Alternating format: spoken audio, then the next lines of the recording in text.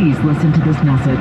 Neuropathy is a serious, progressive condition that only gets worse if not treated properly. Call SFA Wellness at 844-94-NERVE to get back to doing the things you want to do. There is no drug, exercise, or surgery that can heal nerves. Don't wait until your condition gets worse and stops you from living your life fully.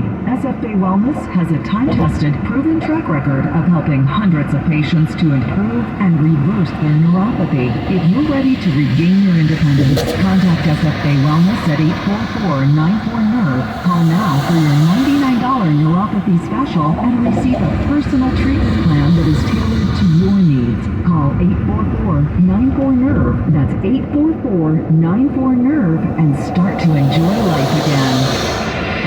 KCBS News Time, 7:58. Claire's looking at some Bay Bridge slowing. Yeah, earlier we had a fender bender on the bridge, Interstate 80 eastbound, just before the island. It was sort of on the shoulder, sort of in the right lane. It finally got cleared out of the way, and that was actually quite a while ago. It was taking a while to recover, and northbound 101 is still slowing, though, from Cesar Chavez onto the Interstate 80 eastbound.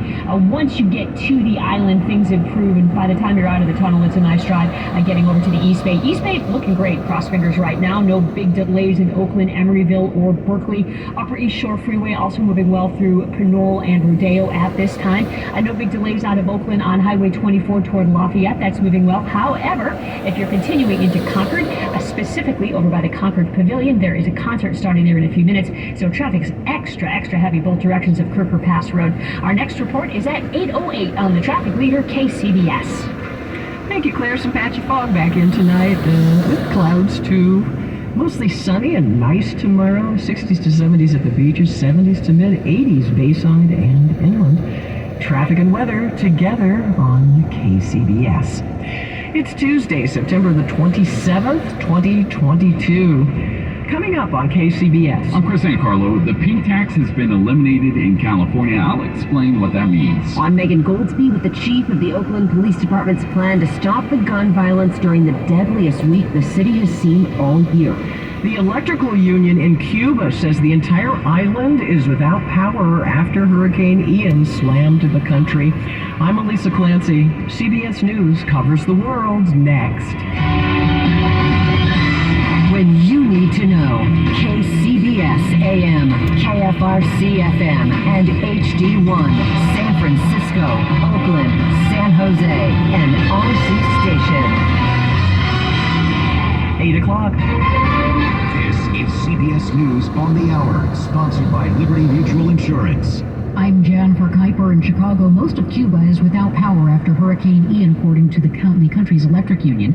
Ian is now moving toward Florida. CBS's Jason Allen in Tampa. Tampa area hospitals airlifted patients out of the region just in case. 100 nursing homes and hospitals have been evacuated. None of us know what we're going to get as far as the hurricane's concerned. The Florida Keys are feeling the earliest edges of the storm. National Guard troops prepared for whatever Ian delivers. Jason Allen, CBS News, Tampa. Congress is working to prevent a partial government shutdown this weekend. Facing a Friday deadline, the Senate advanced a short-term measure to fund the government. The continuing resolution goes through mid-December and includes more than $12 billion for Ukraine. It also provides wildfire aid and assistance to address Jackson, Mississippi's water crisis. A controversial provision by Senator Joe Manchin to reform the permitting process for energy projects was dropped from the bill, making it more likely to pass. Nicole Killian, CBS News, the Capitol.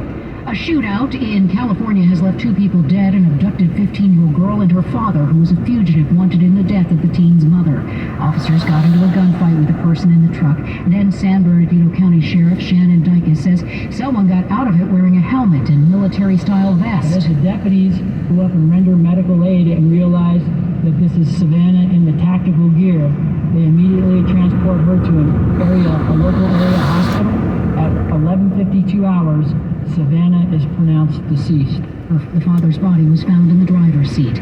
One set of Medicare costs is going down. President Biden says Part B, which covers routine doctor's visits and other outpatient care, will cost just under $165 a month on average next year, a 3% decrease. Medicare will finally get the power to negotiate lower prescription drug prices.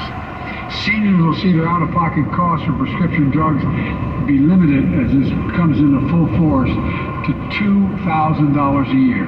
CBS News travel editor Peter Greenberg says it's not too early to start planning your travel and holiday travel. You want to fly between the Friday before Thanksgiving to the Sunday after it, be prepared to pay, and keep in mind that those airfares, for those of you who like to procrastinate, will be going up at about 4% a week between now and Thanksgiving.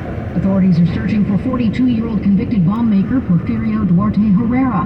Over the weekend, he escaped from a Nevada prison where he was serving a life sentence for a deadly 2007 explosion outside a Las Vegas strip resort.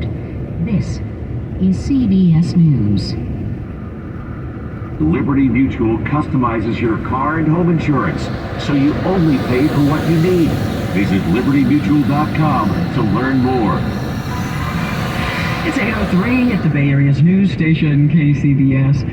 Well, patchy fog back in tonight. It won't be as thick as it was last night. Mostly sunny and nice this the last week of September. Can you believe that? It's going to be beautiful tomorrow.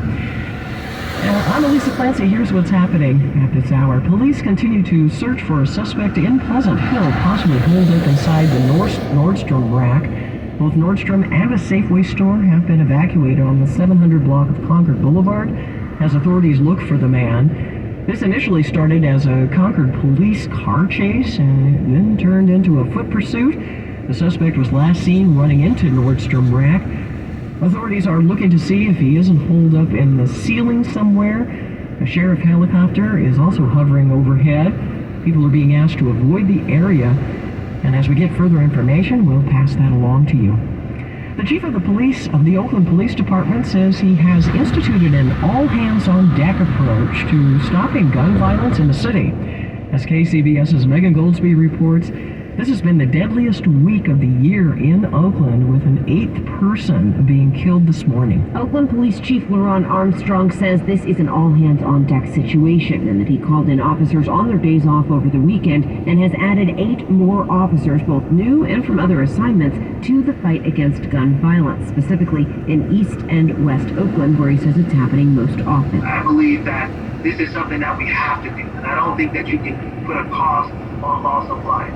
I'm willing to deal with whatever fallout there may be about what it costs for us to actually make this city a bit safer. The chief says he's also restarting the traffic enforcement unit. We will be redeploying officers specifically dedicated to traffic enforcement throughout the city of Oakland. This has been a tough week around violence in our city. But he says the department is throwing everything they've got at this. To that end, I am worried about officer fatigue, but I'm also worried about safety in our community. And so we'll deal with both. We'll do our best to make sure that our officers get the rest that they need. But what's critically important right now is for us to bring forth a sense of safety in the city of Oakland. Oakland is at 96 homicides to date this year, down slightly from the 102 at this time last year. Megan Goldsby, KCBS. The so-called pink tax has been eliminated in California.